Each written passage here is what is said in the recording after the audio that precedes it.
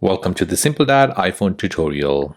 In this video, I'll show you how to set the action button on your 15 Pro and the 15 Pro Max.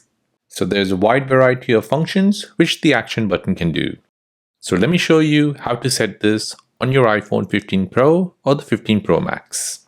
So on your 15 Pro or the Pro Max, you want to first go into settings.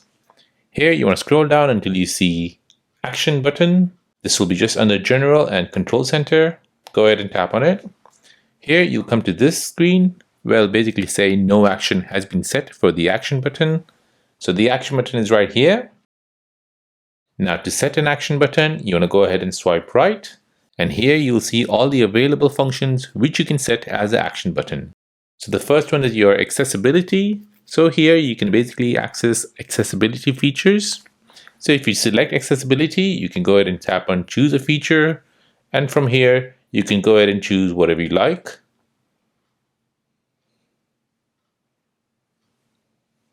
The next one is shortcut. Here you can choose a shortcut for your action button. Again, you have an option to choose a shortcut. Swipe left again. You can start the magnifier. You can start the voice memo. You can start the torch. You can start the camera, focus, or silent mode if you're used to all the old iPhones. So to set an action button, go ahead and choose what you like. So for example here, I've chosen camera, and now you can go back to your home screen. And now if you want to use the action button, go ahead and press it and hold it. The action button will now function as a camera button.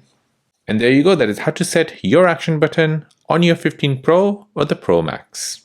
Now, if you're new on the channel and you want to find out more about your iPhone, your Android phone, or any other social media apps, then don't forget to subscribe to this channel. Hit the like button if you find this video useful. Thank you for watching and see you in the next one.